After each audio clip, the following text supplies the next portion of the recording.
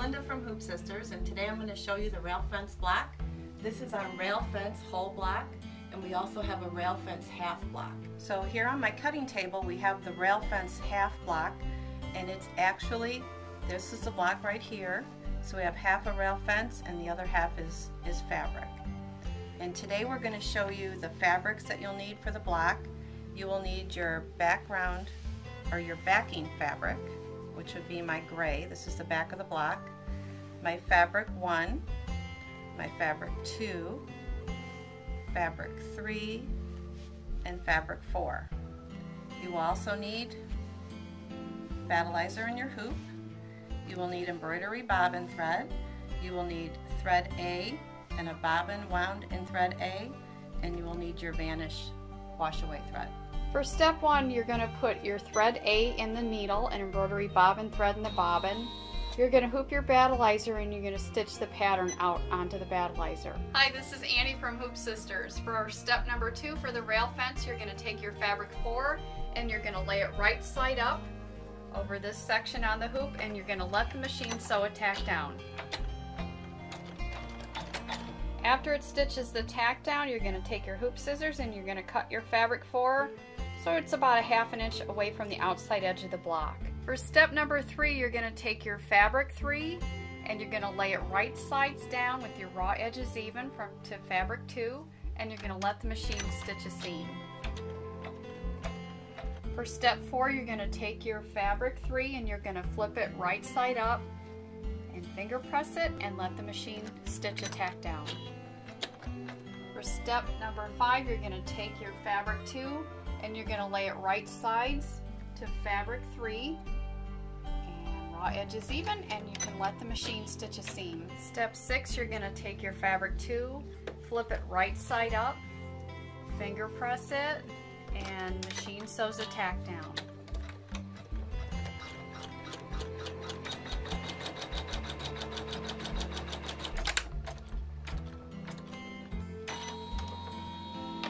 And then you can trim your fabric a ½ inch from the outside of the block. For step 7, you're going to take your fabric 1 and you're going to lay it right sides to fabric 2 with the raw edges even, and machine will stitch your seam. For step 8, you're going to put water soluble thread in the needle only, and you're going to flip your fabric 1 right side up. You're going to smooth it out and finger press it, and with water soluble thread it's going to stitch your tack down stitch. Well, we have our first section of our rail fence finished, and for trimming on the outside of the block, you're going to trim a ½ inch away from that basting stitch. On the inside of the block, where we're going to be piecing more fabric, we're going to trim it a ½ inch. For step 9, you're going to take your thread A and you're going to put it in the needle only, and then you're going to place your fabric 4 and put it right side to these other fabrics, fabric 1, 2, 3, and 4 from the first few steps, and you're going to lay it right side down with your raw edges even, and the machine will stitch a seam. Okay, I've stitched my seam and I see some of my fabric is still peeking out. Now if you have a really light fabric for this piece of fabric and these are really dark, chances are if you flipped it over you could possibly have a little show through. So I'm going to take this off the machine and trim that a little bit closer. Okay, I've trimmed a little closer as you can see, so now I'm going to take my fabric 4 and I'm going to flip it right side up, finger press, and let the machine stitch a tack down. I'm going to trim this right here, ½ inch inside the hoop and about a ½ inch on the outside of the hoop. And from here on out, we're not going to put this on the video, but you're going to continue on much in the same fashion that you did with the first 4 strips. So I'm going to take my next piece of fabric and lay it right side down with the raw edges even, and I'm going to let the machine sew the seam and continue on until that section is finished. I have my second section of rail fence finished, and I'm trimming the inside a scant ½ inch. And on the outside down here, I already have trimmed that. Oh, it's probably a little bit more than a ½ inch, but at least a ½ inch. And what we're going to do next is we're going to take our fabric 4 and we're going to lay it right sides down with the raw edges even, and we're going to stitch a seam and begin our section here with our stitch and flip. We are at step 25, and before we show you step 25, I want to show you the completed block. As you can see, that final blank area does have your strips of fabric in it, and you're probably wondering how we got that to work out. So we're about to show you that. We're going to begin with step 25. The first, what you want to do in step 25 is put a wash away thread in your needle, and you're going to stitch this placement line. I stitched it in a dark color for the video so you could see. So you're going to stitch that placement line with water soluble. Then you're going to take Steam-A-Seam 2, cut in a 1/4 inch strip, and you're going to place your Steam-A-Seam 2 right along that placement line, right above it actually. So I'm going to put it right above and finger press it down. I'm going to cut it off right there at this line. Just give it a little finger press, even with the placement. Take off the paper, and you can't see it, but there is a piece of fusible web right there. Then we'll take our fabric 1, actually fabric 4, you'll place it right side to the last row of fabrics like this, and you'll stitch your seam. Continuing on with step 26, this is the seam that I just stitched, and I'm going to trim this end a 1/4 inch past the end of my stitching line. And then I'm going to finger press this raw edge up even with this seam line. It's laying there nice and flat, so I'm just going to finger press it so that it is even with this seam line.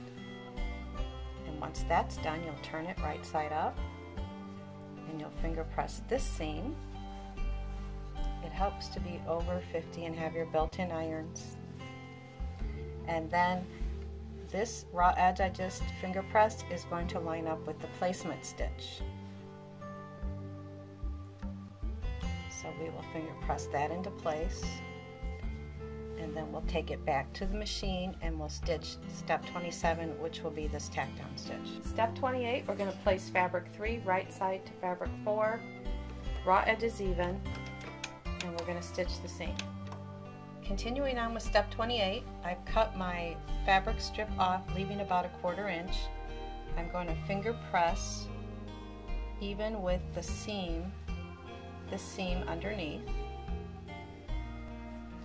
I'll flip it right side up, place the section I finger pressed just over my placement line, and finger press this seam.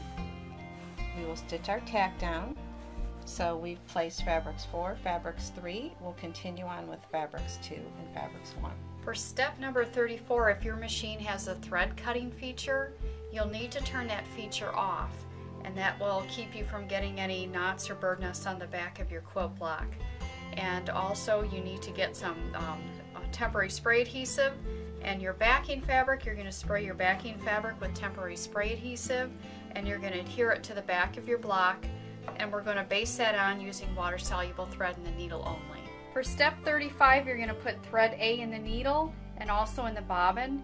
You're going to draw your bobbin thread up to the top, and you're going to stitch out these quilting stitches that you see here. We have our finished rail fence block ready to out of the hoop and ready to trim. And in general, when you do a quilt block by HoopSisters, when you have an edge of a block that's going to be an outside edge, like you're going to maybe attach your binding, you have to trim 1/4 inch from the basting line through all layers. So I'm going to pretend this is my outside edge, and I'll place my cutting ruler right on top, line up the 1/4 inch with the basting line, and I will trim that edge off.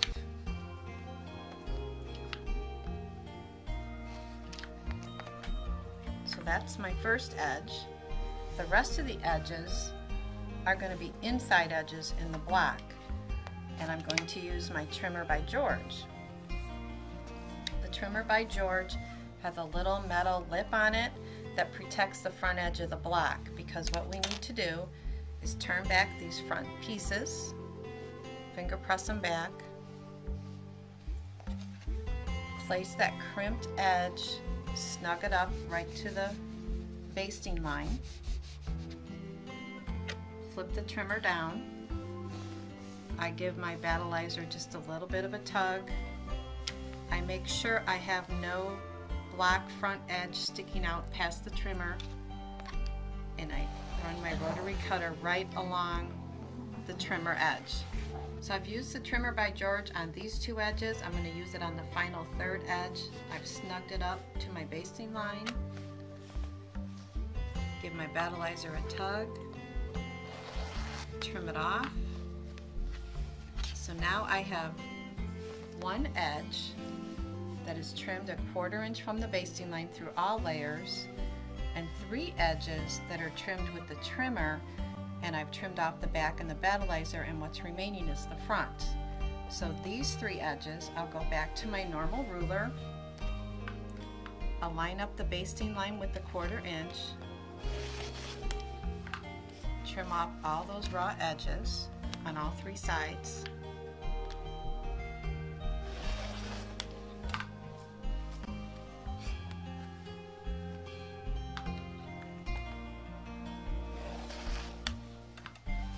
And my block is finished. After my block is all trimmed, all I need to do is press this area with a hot iron to seal the edges where our steam seam was, and then we're finished.